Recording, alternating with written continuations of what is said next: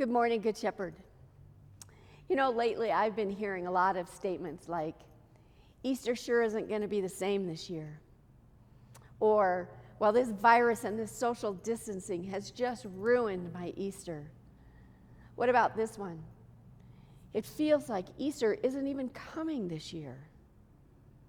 You know, when I hear the grief and the lament in those statements, I get it. Because this year we're all wondering, how can we celebrate Easter if we're not together? If we're not together with our family or our friends? How can Easter be the same if we're not in the church building with the choir and the orchestra and the bells and all of the women in their Easter dresses and the men in their suits and the smiles on their faces? How can Easter be Easter without all of that? And I get those sentiments because, you know, in so many ways this year, it does feel like we are just like those women who were watching as Jesus' body was laid in that tomb, and those soldiers rolled that really big, very large rock in between them and Jesus, in between Jesus and the world.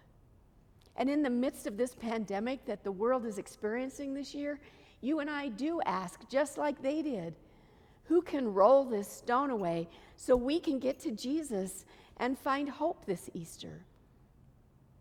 Yes, Easter is going to be different, and we will gather for our Easter celebrations separately. Many of us physically isolated from our Christian brothers and sisters.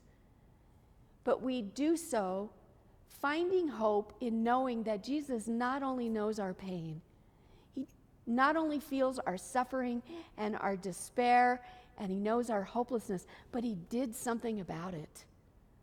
You see, Jesus took all of our suffering and our sins and our hopelessness, and he hung it on the cross when he died there for the sins of the world. And he overcame death, because on this Easter Sunday, when all of us feel so isolated and many of us are wondering, where is God and has he abandoned us?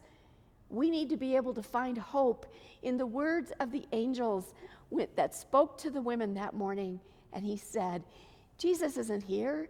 He's risen just like he said he would.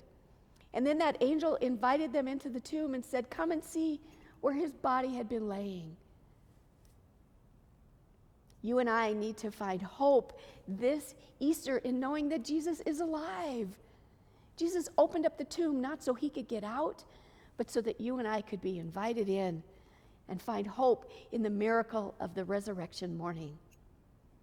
My dear friends, in the midst of our pain, in our isolation and in our fear this Easter, we invite you to come and join us this Sunday as we celebrate the truth that Jesus did rise from the dead, that the tomb is empty, that God is still in charge. He's still more powerful than anything that we are facing in the world, and that God's got this.